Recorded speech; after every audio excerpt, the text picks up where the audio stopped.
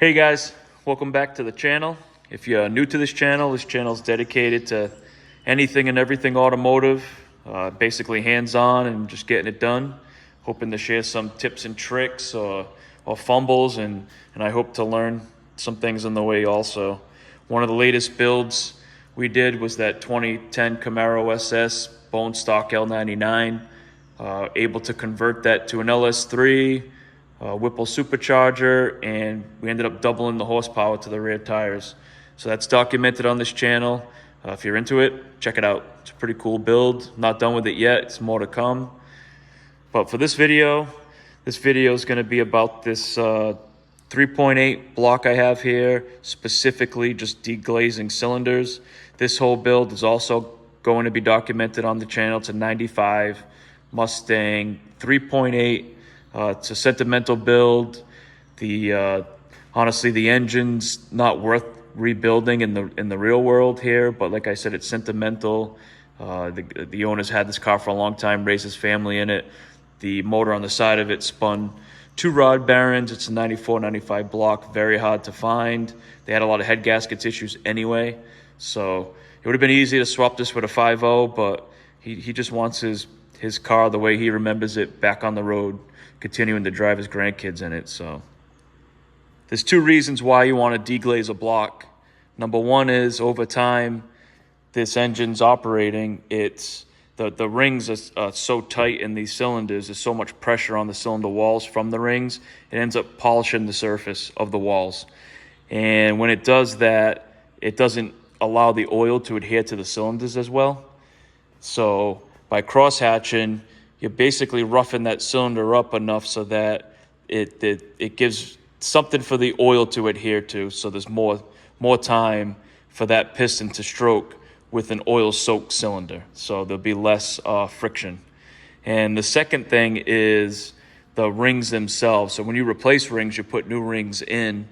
The cylinder wall, if it's mirrored, has a mirror finished smooth surface, those new rings are basically just going to skate over that surface. They're not going to wear in. It's not abrasive enough. So when you put that crosshatch in and you hone these cylinders out, it gives just that minute amount of surface to wear into, so that those new rings will wear into the cylinder walls. So it's something that has to be done, unless you like blow-by. You don't want the combustion gases getting by the rings. You'll end up overpressurizing the crankcase, and you'll have all kinds of issues. So definitely want to deglaze the cylinders if you're getting to the point where you're freshening up a motor and re-ringing it. So the tool we're going to use here is this Flexhone. It's manufactured by Brush Research Manufacturing. It's also called the Dingleberry Hone. That's what we called it back in vocational high school. Here's the name of the company. So on their website, they have a bunch of charts, application charts, to size what hone you need, what grit you need, and what material you need. So looking at that chart, for a carbon steel block, carbon steel cylinders, it calls for you'll see SC here, that's silicone carbide. And the grit that I'm using is 240. There's actually a standard grit for doing exactly what we're doing here. So I just went right into the middle, went with 240. And then the size, the size doesn't matter to everybody here. It's specific to your block. This is a 4" and 1/8 hone. And what you do is, after you measure your cylinder wall, you're not going to get, well, you might get lucky, get the exact hone you need. But what you do is, whatever size your bore is, you just want to get the next size up hone. So for example, if this is exactly a 4" bore, you'd go with the 4 1/8" hone, if that makes any sense. They don't make them specific to every bore, specific tolerances. They have a lot of give in them. That's why the abrasive is so far away on the wire. So it's basically, I mean, unless you really undersized it or oversized the hone to the bore, you're basically putting the same amount of stress on the cylinder walls either way. So super convenient. Right on the box is the instructions. The instructions will differ by the diameter of the hone, basically. So it's telling you to use a 10, 30 weight oil. You can buy their oil, cutting oil.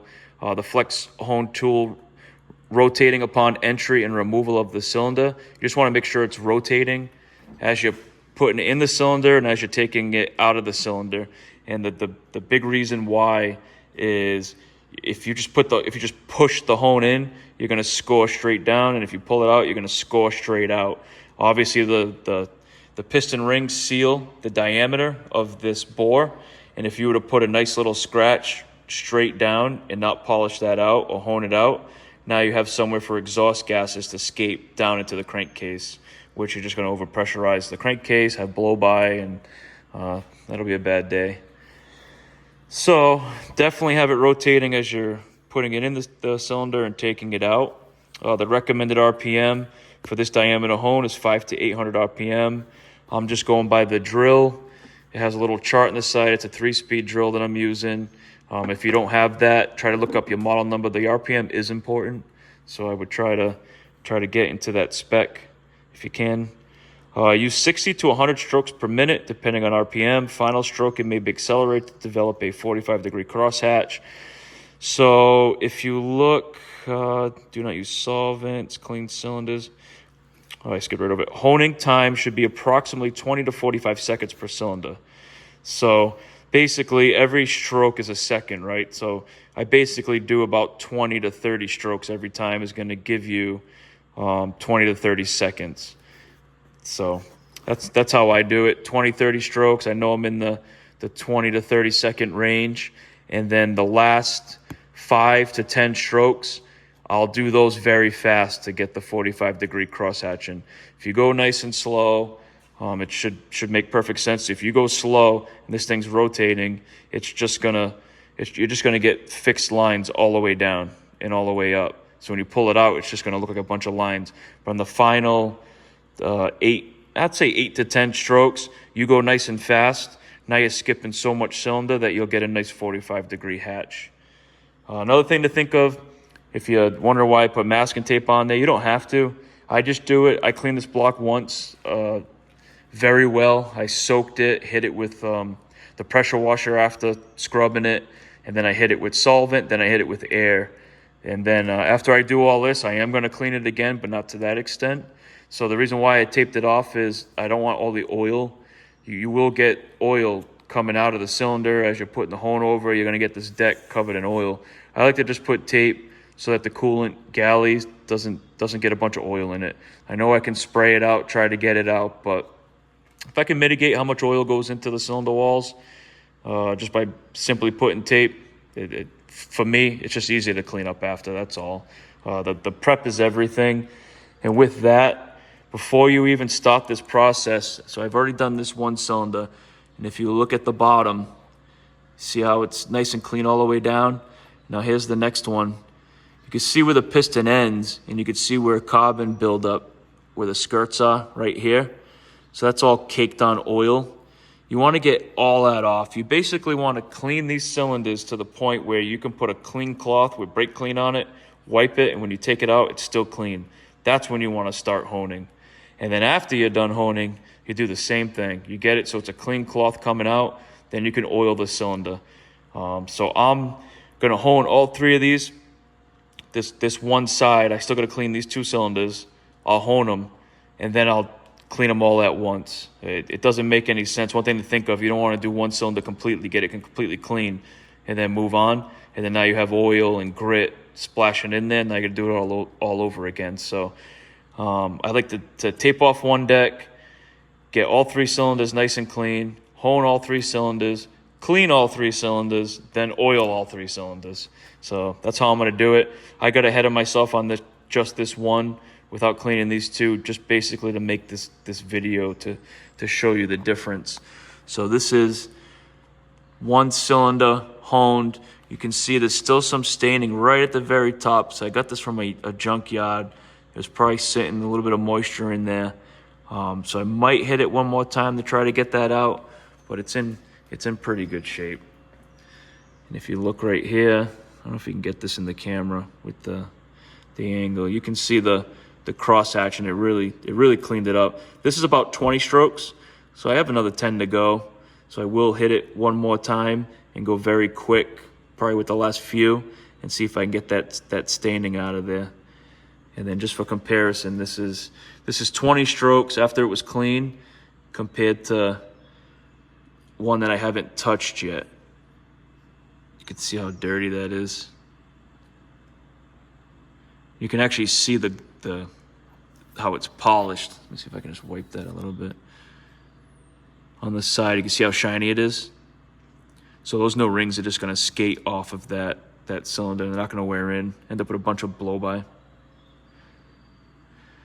So I'll hit this one, I'll clean these 2 cylinders up, and I'll show you what it looks like compared to the other side.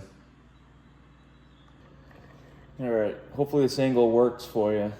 Do my best here to show you how I do this. So I got a bucket of oil, it's soaked in the oil. Let some of that excess come out, and then right into the hole. And you want to start rotating as you're putting it in.